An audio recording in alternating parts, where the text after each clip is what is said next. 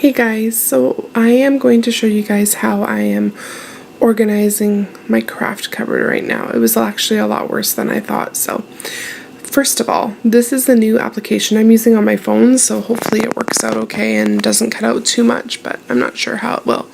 So here we go. So I have over here is our glue and tape. Our hot glue guns are in there. I have some push pins in there too. They just seem to go best in that area for some reason. And these are the markers, and these are more of like a, not like your everyday kids finger paint kind of style paint. So we have those with some brushes there, and the crayons. This is their homework bin. These are the items we use for homework on a daily basis. This is the scissor bin. This is a craft supply bin, so it's kind of got odds and ends like googly eyes, some stamps, benderoos, some extra threads. This is finger paints and just your regular washable paint, non-toxic stuff that we have in there. And this is ribbons, beads, and buttons. And these are counting blocks. This is what I use for Lacey's homeschool. So, and each of these bins have a label on the front of them, and that's where they come out. When you're opening the cupboard, you can see them, so they're easily accessible. Okay, so I've went through everything. I thought it was worse. Some of it was worse than I thought, but like the books and stuff were actually together pretty good, so I was happy about that. So I'm going to show you what the rest of it was, and then I'm going to show you where I'm going to put it, and you'll see the finished product, okay? So here we go. So here are the same totes as before.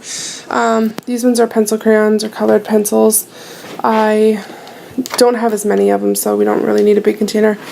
These are our checks. I am horrible at keeping track of them, so what I've done is kept them in this container and kept them with the arts and craft supply, and they've actually been there through most of our moves, so it's been good. These are stickers and flashcards. We have a lot of them. I make most of them. It's just cheaper than buying them. Occasionally I'll buy them from the dollar store, so that's good. These are more so for numbers or for Lacey and Adeline, and the sight words and so on are for Lacey. Here are the coloring books and like the notepads, writing tablets to practice their letters. There's also some Melissa and Doug painting sheets in the back. I don't know if you can see them there with all the colors on the top, the red, orange, yellow, green, blue, and brown. And those are awesome because you just need a little bit of water and a paintbrush, and the paint is actually those strips. You cut it off and their picture's done. This is the moon sand. I'll open it up so you guys can see what it looks like. So I made this. It's cheap. Flour and baby oil. You can see how it sticks together a little bit like that. And yeah, now my hand's all dirty, but there's that. And then here's the educational kind of bin. So there's quite a bit, as you can see. Each of our kids have a extra book. You can get them at Costco or Barnes & Noble. And Lacey's homeschooling book is in there. There's dry erase writing, writing sheets kind of.